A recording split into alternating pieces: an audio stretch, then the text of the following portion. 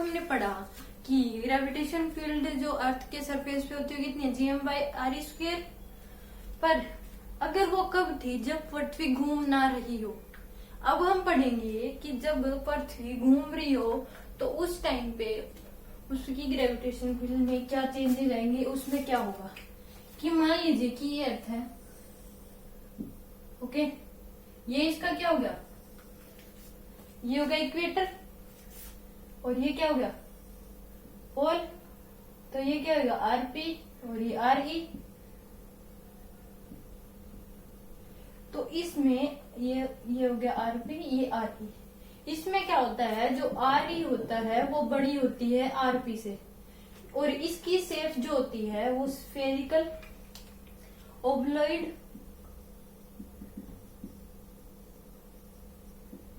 Spherical shape होती है इसकी।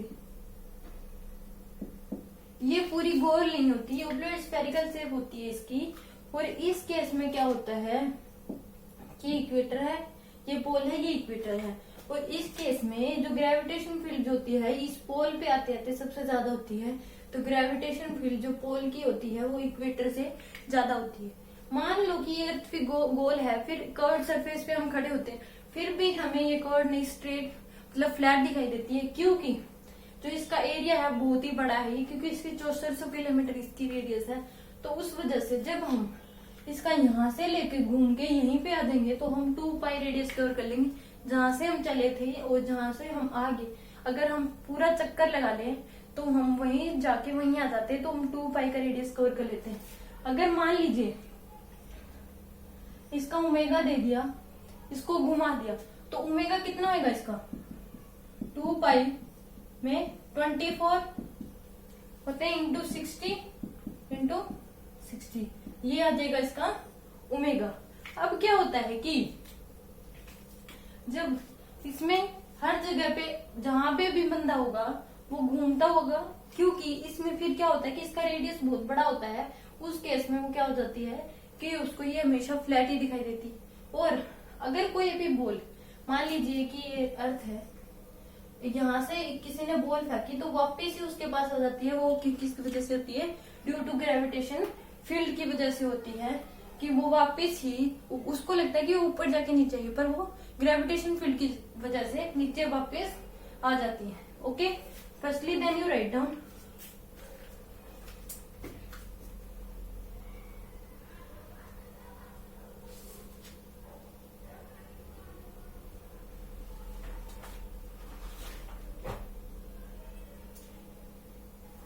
क्या पढ़ रहे थे हम, इफेक्ट ऑफ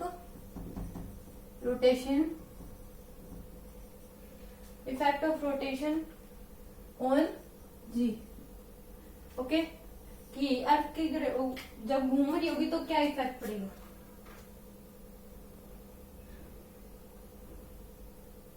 अब यहां से इस साइड जहां जाते रहेंगे, मान लीजिए कि एक बंदा यहाँ खड़ा है, तो इस पॉइंट पे इसकी ग्रेविटेशन फील्ड ज्यादा होगी, और हम इसको यहाँ पे मिला देंगे एंगल लेमडा, तो इसको कहेंगे लैटिट्यूड।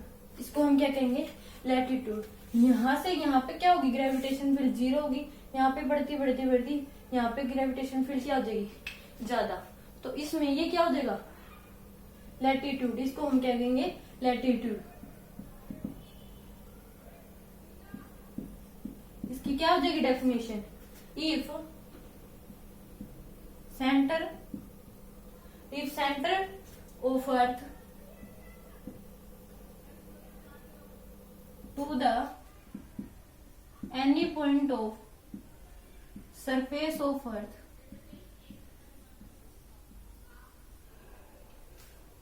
या any surface of the earth of a joining line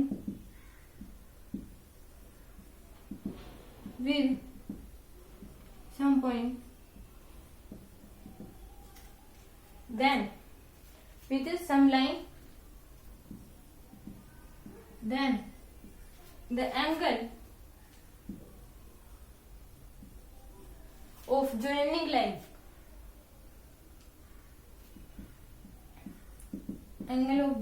line, with equatorial line is called latitude. Okay, lambda से इसको डिनोट करती हूँ। ओके, और इसमें क्या होता है, इक्वेटर पे क्या हो जाएगी लैटिट्यूड की वैल्यू, फॉर इक्वेटर लैटिट्यूड क्या हो जाएगा 0, और फॉर पोल लैटिट्यूड क्या हो जाएगा, जब पोल पे होगा तो क्या होगा 90 डिग्री। ओके, यहाँ पे क्या 0, यहाँ पे क्या 90 डिग्री हो जाएंगे। क्या देंगे right answer.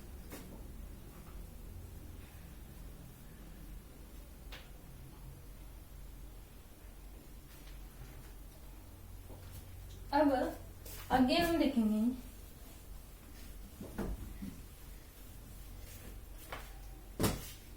Generally equator latitude जो होता है उसका फार्मूला क्या होता है, G equal to g s minus r e omega square cos square lambda. ये ड्राइव भी किया जाता है पर मोस्टली इसको याद करना पड़ता है। अब एट इक्वेटर पे कितना हो जाएगा, लैम्डा की वैल्यू क्या होगी 0, उस वजह से क्या हो जाएगा G equal to g s minus cos 90 g s minus r e omega square ये हो जाएगी। और एट पोल पे क्या हो जाएगी G equal to g s के बराबर हो जाएगी। तो इसका मतलब क्या था, जब पोल पे होती है तो ग्रेविटेशन फील्ड में कोई भी चेंजेस नहीं आते। Okay, then you write down. अब क्या हो गया कि no effect of G on pole due to rotation of earth. Pole पे कोई इफेक्ट नहीं पड़ता जब अर्थ रोटेट करती है। ओके, अगर आगे क्या है कि अगर हम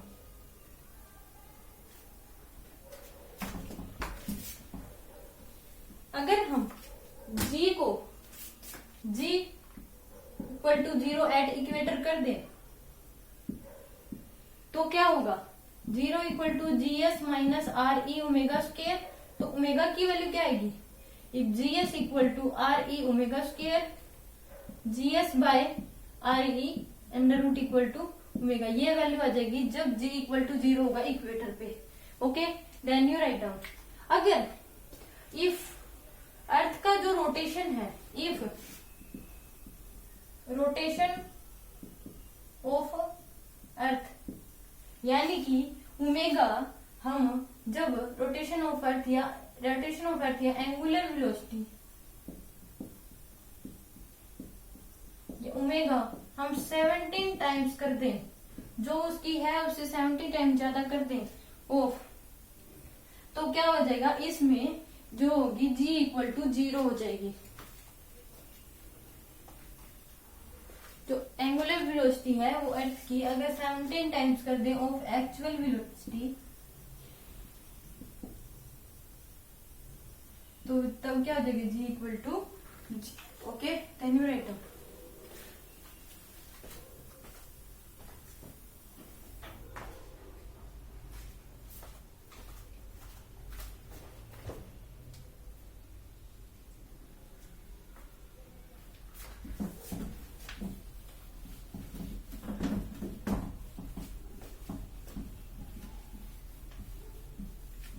अब हम पढ़ेंगे gravitation potential. Gravitational potential. Okay,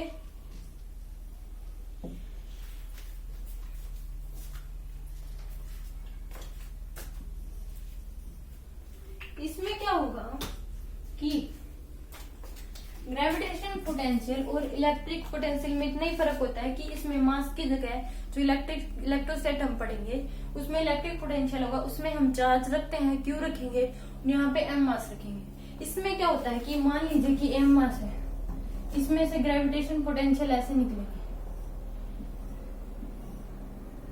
okay, gravitation potential यहाँ पे कोई बॉडी है मान लीजिए, तो इस साइड क्या रखेगा, उसका gravitation potential due to gravity के इधर जाएगी उसमें, और इस साइड क्या लगेगा, F agent, force of agent, ताकि ये कांस्टेंट स्पीड से इस साइड जाती रहे। और ये जब यहाँ से इंफिनिटी से, मान लीजिए इंफिनिटी से किसी m मास की बॉडी को यहाँ तक ले जाया जाता है, तब जो वर्क होता है उसे हम कहते हैं ग्रेविटेशन पोटेंशियल। इसमें क्या होता है कि यहाँ से यहाँ जाते जाते ये अपना जाएगी, तो यहाँ पे जाते जाते इसकी ग्रेविटेशन पोटेंशियल क्या हो जाती है, उसके अनुसार जो एजेंट का फोर्स होता है वो अपना फोर्स बैलेंस कर देता है, और उस वजह से ये कांस्टेंट स्पीड से इस तरफ जाती रहती है। मान लीजिए कि ये पी पॉइंट है, इंफिनिटी से ये डिस्टेंस मान लीजिए कितनी है r, तो वर्क डन, ग्रेविटेशन पोटेंशियल क्या देगा, work done by an agent, work done by an agent to take m mass body infinity to p point, from infinity to p point, infinity से लेकर p point तक with constant speed, constant speed जो होगी is called gravitational potential. Okay, इसको कहेंगे gravitation potential. और इसमें क्या होता है कि एजेंट का फोर्स इधर लग रहा है और डिस्प्लेसमेंट उस तरफ हो रही है, तो क्या होगा, अपोजिट हो गया, तो नेगेटिव वर्क डन होगा। तो इस केस में वीपी क्या हो जाता है, माइनस जीएम बाय में आर। ओके, ये इसकी वैल्यू हो जाती है, और ये क्या है, एक स्केलर क्वांटिटी है। ओके, अब मान लीजिए कि ये जी की इलेक्ट्रिक फील्ड लाइनें हैं, यहाँ पे एम मास की अगर बॉडी रख दी जाए तो इसमें जो ग्रेविटेशन पोटेंशियल होगा इस साइड होगा mg। जब क्या था कि हमने देखा था कि इलेक्ट्रिक फील्ड लाइनों में अगर हम क्यू चार्ज रखते हैं तो उसका इलेक्ट्रिक चार्ज किस साइड होगा, वो किस साइड होगा, क्या होगा, वो क्यू ही।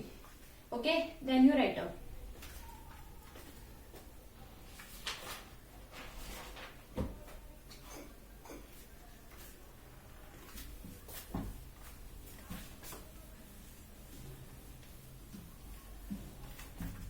अब मान लीजिए कि यहाँ एक एम मास है, आर डिस्टेंस, यहाँ एम मास है, तो इसमें क्या होगा, किसी चार्ज को, किसी एम मास की बॉडी को इंफिनिटी से यहाँ तक लाया जाएगा, मतलब ऐसे लाया जाएगा उसको, तो इनकी वजह से क्या होगा, इलेक्ट्रिक पोटेंशियल निकालना है, तो वीपी इस मास की वजह से कितना हो जाएगा, वीपी कितना हो जाएगा, जीएम बाई आर, और इस मास की वजह इसका क्या होगा इधर, और इसका क्या होगा इधर, ये आपस में कैंसिल नहीं कर सकते क्योंकि ये एक स्केलर क्वांटिटी है, तो इसमें अपने आप कैंसिल नहीं हो सकता। इसका क्या हो जाएगा, इसकी वजह से कितना हो जाएगा, माइनस जीएम बाई आर, तो क्या हो गया, माइनस 2 जीएम बाई आर इसकी वैल्यू आएगी। अब ऐसे ही मान लीजिए आपको स्केयर दे दिया, एम मास यहाँ है, एम मास यहाँ है, एम मास यहाँ है, एम मास है यहाँ, सेंटर से इसकी दूरी कितनी हो जाएगी, a/√2, तो इसकी इस पॉइंट की वजह से कितनी हो जाएगी, भी माइनस जीएम बाय में a/√2 कितनी होगी। अब 4 पॉइंट्स है तो इनटू में 4 कर देंगे। Okay, then you right.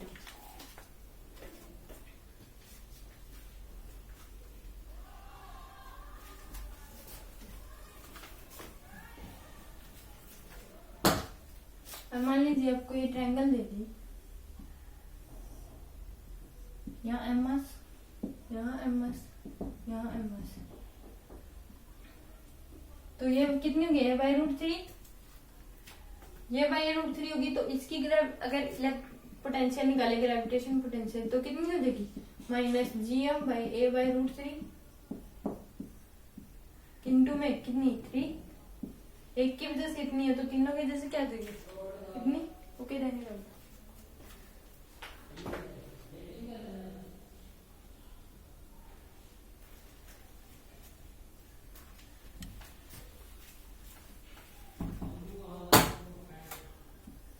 आपको ये हेक्सागन देख लिया,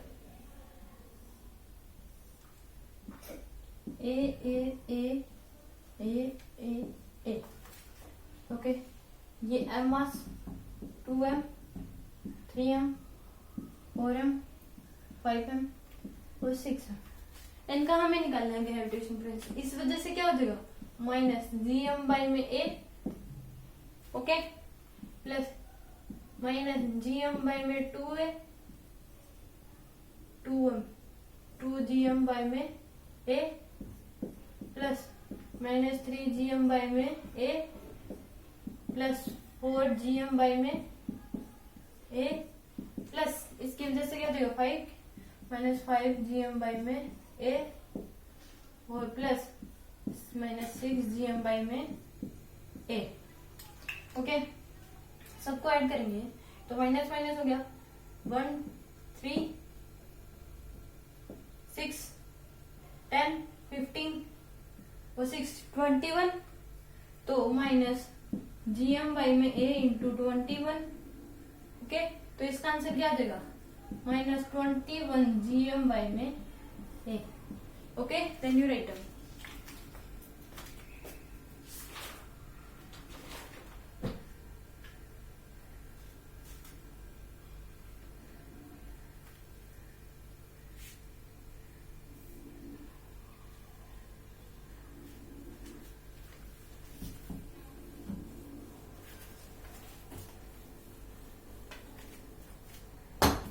आगे हमें क्या दे दिया, एक क्यूब।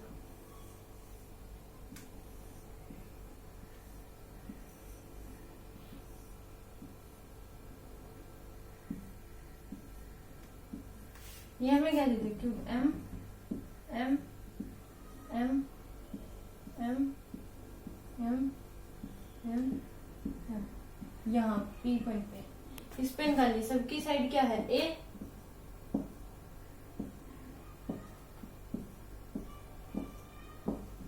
इसमें क्या होता है कि क्यूब्स की क्या होते हैं, वर्टेक्स कितने होते हैं, 12 होते हैं, 4 नीचे 4 ऊपर 4 साइड्स में। तो वर्टेक्स इन क्यूब, वर्टेक्स कितने हो गए, वर्टेक्स कितने हो जाएंगे इसमें 8, 4 4 8 वर्टेक्स।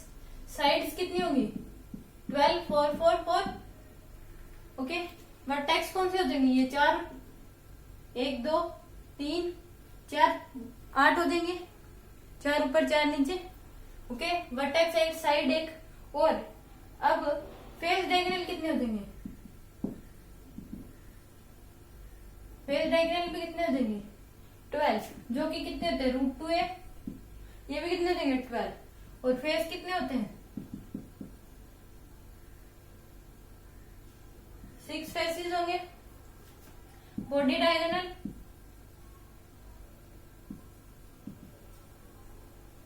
जब एक क्यूब देखेंगे उसके फेस 6 फेस होंगे ना, ऊपर नीचे इधर इधर और इधर इधर 6 फेस हो जाएंगे। और बॉडी डायगोनल कितने हो जाएंगे 4, जो √3a होती है जिनकी, यहाँ से एक, यहाँ से मिलाते हैं, यहाँ से यहाँ तक और यहाँ से यहाँ तक, तो इसके बॉडी डायगोनल कितने हो जाएंगे 4, ओके। अब इसमें v निकालेंगे, तो ये इनकी डिस्टेंस कितनी है यहाँ तक a, तो माइनस gm बाई में a इंटू 4 इतनी होगी। अब √3a की देखें तो ये इसकी होगी √3, ये कितना है a, तो माइनस gm बाई में √3a, ये कितने हो जाएंगे 3 हो जाएंगे √3a के, 1 1 2 3, √3a का तो 1 ही होगा ना, इंटू √2 का 1 2 और 3, ये कितने किसका जगह √3 का यहाँ से लेके आए तो √3 होगी, एक m मास का यहाँ रखा हुआ है, तो माइनस gm बाई में √2a इंटू 3, और a कितना हो जाएगा माइनस gm बाई में √3a बाई 2, ओके। तो ये इसका क्या आ जाएगा, हमारे पास क्या आ गई इसकी gravitation potential, okay. Then you write down.